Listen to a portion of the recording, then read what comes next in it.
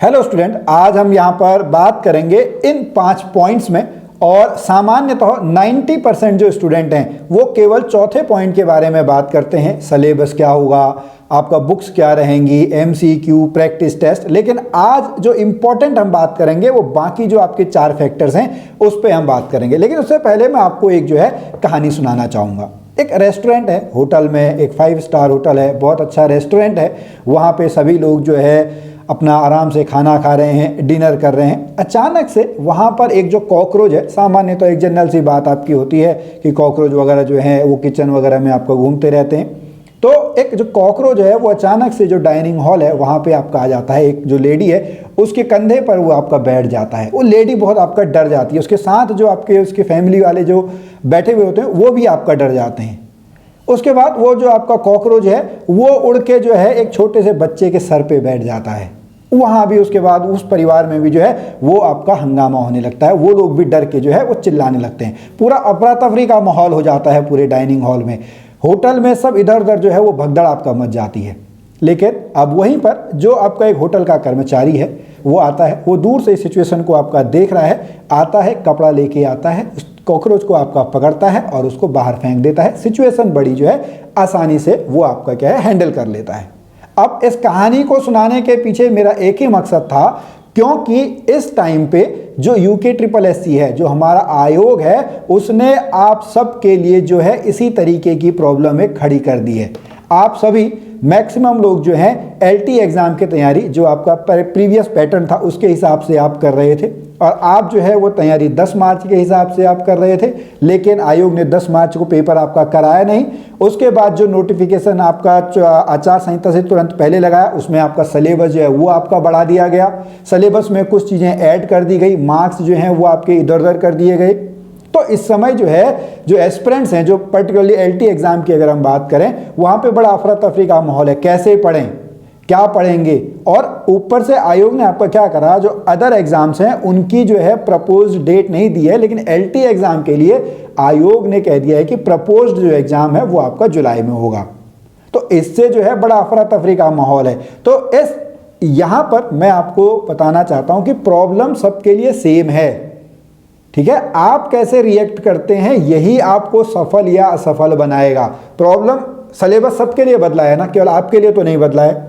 Syllabus सबके लिए बदला है, सबको अपने अलग तरीके से पढ़ना पड़ेगा, उनको अपना पैटर्न जो है वो चेंज करना पड़ेगा पढ़ने का, जो उनकी मेथोडोलॉजी थी, जो उनकी विधि थी।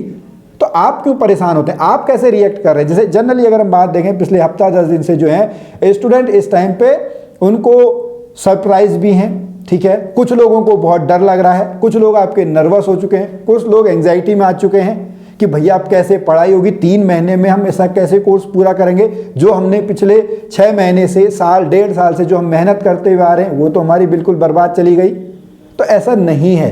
तो आपको जो एक पॉइंट है इसको थोड़ा सा आराम से सोचना है कि ये प्रॉब्लम जो है ना सबके लिए सेम है। ये अगले, अगर हम आयोग की भी माने, जुलाई की अगर हम बात माने, तो 100 से 120 दिन का जो आपके पास टाइम है, ये 120 दिन जो जीत गया ना वो आपका LT टीचर जो है वो आपका बन जाएगा। अब आप कैसे रिएक्ट करते हैं ये आपके ऊपर डिपेंड करता है, ठीक है। मुझे आशा है कि आप बहुत अच्छे तरीके से इस प्रॉब्लम को हैंडल कर लेंगे, क्योंकि सभी लोग इस समय जो है आपाधापी में, अफरा तफरी में घूम रहे हैं।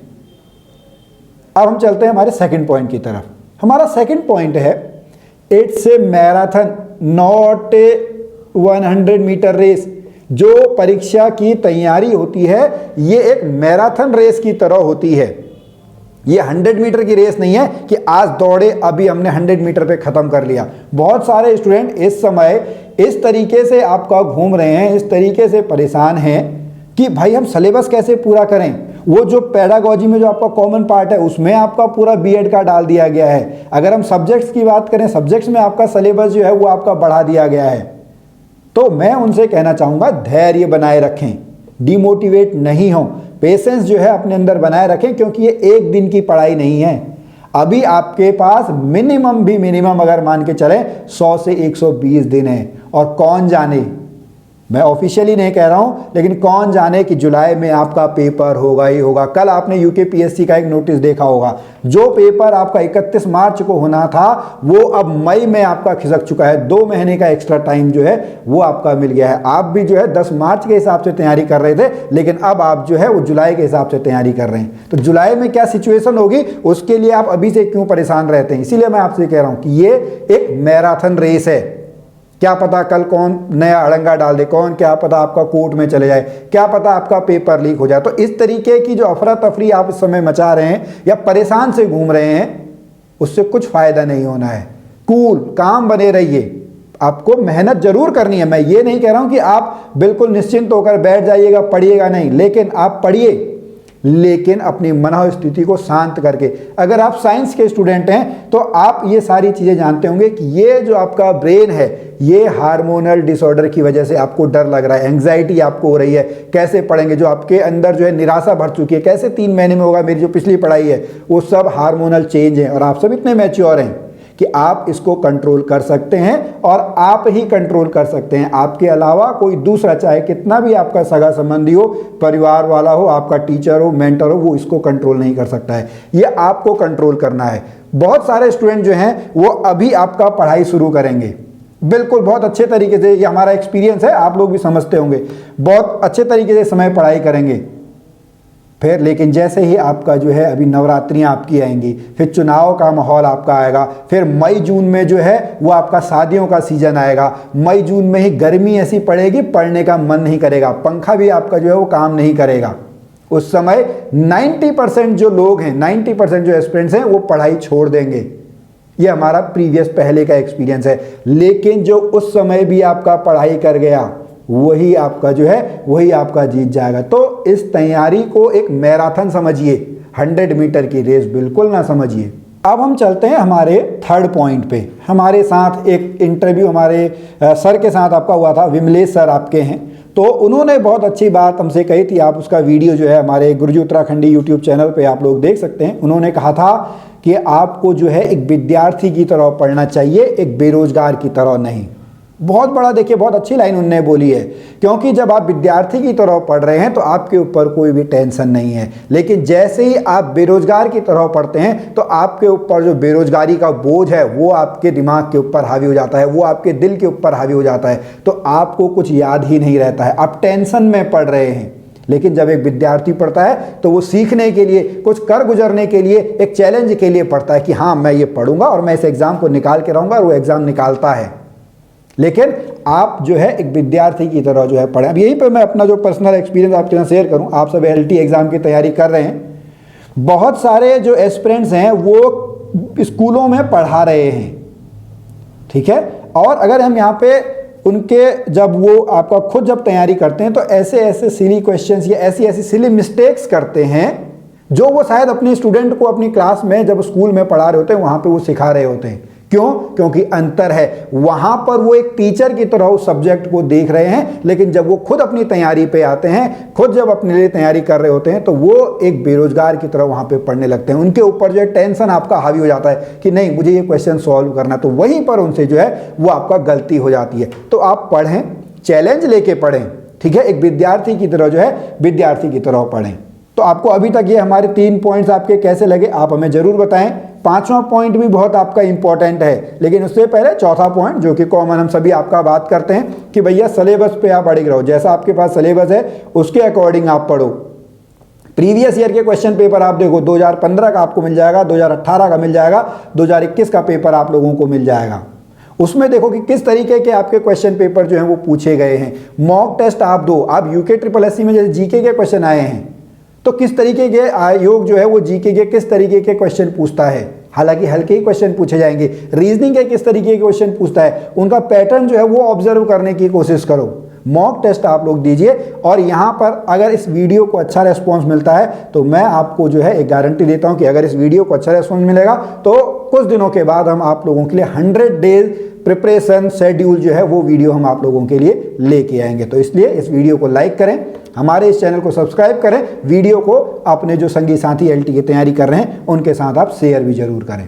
और हाँ, अगर आप अभी यहाँ पर LT मैथमेटिक्स की तैयारी कर रहे हैं तो आप हमारी ऐप वेदश्री क्लासेस ऐप को भी डाउनलोड कर सकते हैं। इसके अलावा अगर आप SST की तैयारी कर रहे हैं, इंग्लिश की तैयारी कर रहे हैं, मैथमेटिक्स आप ऑफलाइन हल्द्वानी में पढ़ना चाहते हैं तो उसके लिए भी आप हमसे संपर्क कर सकते हैं। हमारे साथ बहुत सारे टीचर जो हैं वो आपका जुड़े हुए हैं। हम यहाँ पर केवल आपकी हेल्प के लिए हैं, आपकी सफलता तक। We are here to help you, guide you till your success.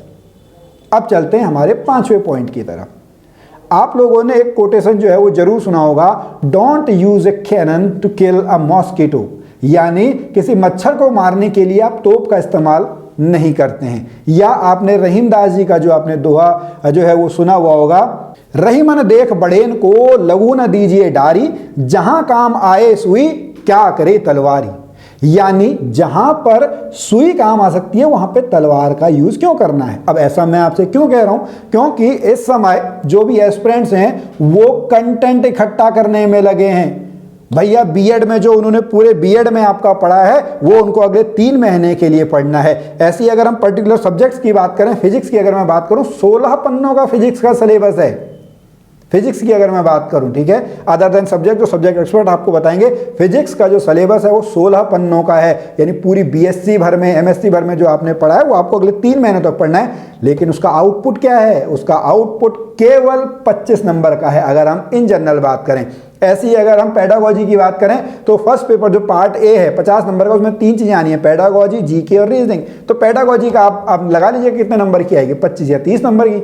तो आपको किस तरीके से पढ़ना है, आपको यहाँ पे स्मार्ट स्टडी करनी है।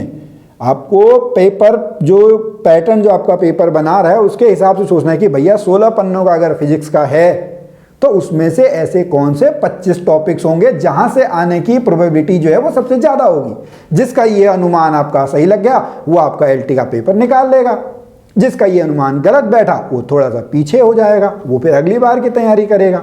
जिंदगी एक पेपर में तो आपका खत्म होती नहीं है। तो यहां पर जो है आपको स्मार्ट स्टडी करने की जरूरत है। जीके की बात करें, जीके के नाम पे लोग डरे हुए हैं, लेकिन पहले आप सिलेबस तो देखो। उसमें यूके SSS का जनरली जैसा आपका जीके का सिलेबस होता है वैसा नहीं है। और जीके के भी आपके कितने क्वेश्चन आएंगे, वहां पे उत्तराखंड भी आपसे पूछना है, वहां पे आपका जो अगर हम बात करें इंडियन रेस्पेक्ट में भी जो चीजें हैं वो आपकी पूछनी है। अगर हम ऐसे ही आपका जो है रीजनिंग की बात करें, रीजनिंग में 10-15 टॉपिक आई थिंक मेरे ख्याल से 15 या 16 टॉपिक, तो वो आप लोग अपने हिसाब से ध्यान दीजिएगा, अपने हिसाब से उसको जो है आपकी कैपेसिटी क्या कहती है वो आप लोग जो वहां पे पढ़िएगा। मेरा यहाँ पे आपसे सिंपल सा कहना है, जो चीज़ बड़ी आसानी से स्मार्ट वर्क के साथ हो सकती है उसके लिए टेंशन लेने की जरूरत नहीं है। और जैसा मैंने आपसे पहले कहा, अगर आपको 100 डेज का प्लान चाहिए तो इस वीडियो को लाइक करें, चैनल को हमारे सब्सक्राइब करें, इस वीडियो को अधिक से अधिक लोगों तक शेयर करें। आप सभी को LT एग्जाम की बहुत बहुत शुभकामनाएं। धन्यवाद।